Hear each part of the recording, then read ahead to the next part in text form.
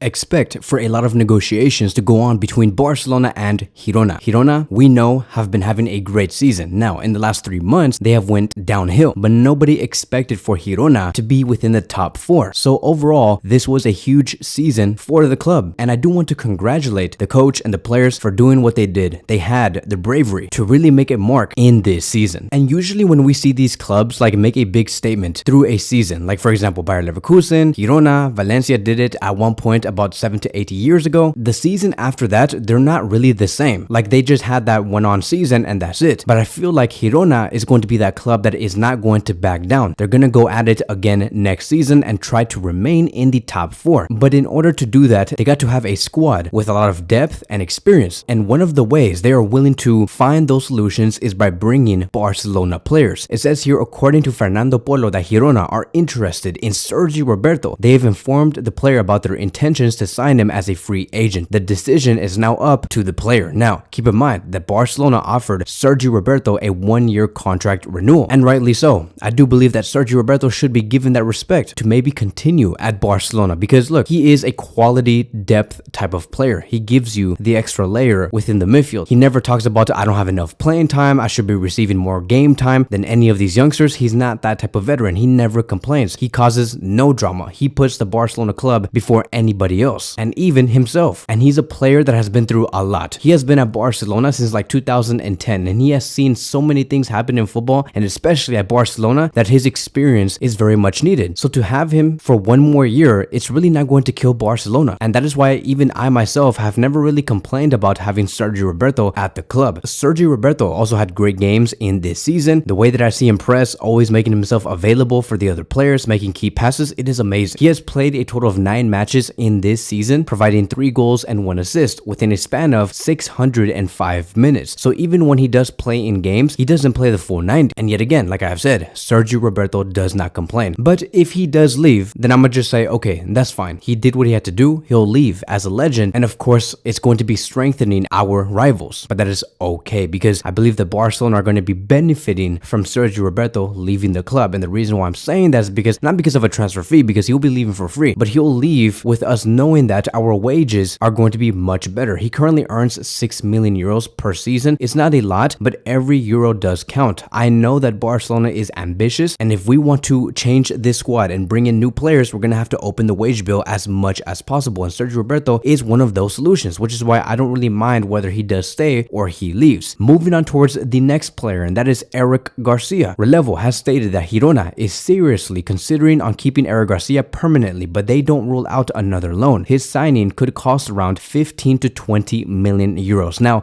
I'm not surprised. I'm really not. I'm not surprised that Girona wants to continue with Eric Garcia because, of course, like I have said, if they want to continue to compete, they must have quality depth, refreshed legs. They got to stay focused. They got to have options within the squad, and the league is going to be long next season for them. They have 2 center backs that mainly do start, which is David Lopez and Daley Blind. One is going to turn 35 years old very soon, and one is already 34 years old. So they are heading towards the end of their careers, and there is no way Girona can compete for La Liga and for the Champions League next season, knowing that they had to rely on just 2 center backs who are in their mid-30s. They're obviously going to be needing extra center backs, and one of them is Eric Garcia. So Girona means serious business. And from our end, if Barcelona let go of Eric Garcia, that is okay. For sporting reasons, it's so fine. Like I am completely okay with letting go of Eric Garcia for 20 million euros because we have Cubarsi and Michael Faye. There is no room for Eric Garcia no more. 1 season, right? It took only 1 season for us to like move away from Eric Garcia. Like within a span of 9 months, we popped up with Cubarsi and Michael Faye, 2 very promising center backs. And it's crazy, right? Because we thought that Eric Garcia was going to become our next great center back because of the way that he does pass the ball, the way that he shifts his body to pass the ball to the other side of the field. Everything was very fast on how he does play. And Barcelona were very impressed. But Cubarsi came in and started laughing. He started laughing at the fact that Eric Garcia thought he was going to be taking a spot within the back line because Cubarsi, like his passing is better, his composure is better, his ability to find an open player from the back is better, his 1v1 duels is also better. Comparing Cubarsi and Eric Garcia is almost unfair for Garcia. And then when you compare Faye to Eric Garcia, first of all, Faye is black. It's a complete different player to Eric Garcia. He's stronger, he's taller, he's an aerial duel monster. He can score goals through long shots or through headers. He can even score free kicks. And I know that Barcelona are going to want to bet on a player like him. And then, of course, we have have Araujo and Christensen, two other center backs. I do believe that once Barcelona bring in a new pivot, we're no longer going to really need Christensen as a pivot within the midfield. Maybe we might see him here and there, start next to Gundogan or Pedri within the midfield, but for sure Christensen will go back into the center back position. Do I believe that 20 million euros for Eric Garcia is justified? Like, should we only receive 20 million euros? No, I think that Barcelona should go for more. I think that we should go for 30 million euros. 20 million euros is enough because that is how much we paid for Eric Garcia in the beginning back in 2021, but I want to make some sort of profit. I think that 30 million euros is still very justifiable because look, he's older. He's 23 years old. He has 2 years remaining in his contract. The role that he has in Girona is decent. It's not like he is a unused sub, and he has 3 goals as a center back. Why not ask for 30 million euros? I bet you, right? Like, if Eric Garcia performed like this, like take his performances and bring it to the Premier League and say that he did this at Arsenal, he would be worth around 40 million euros at the very least, only because of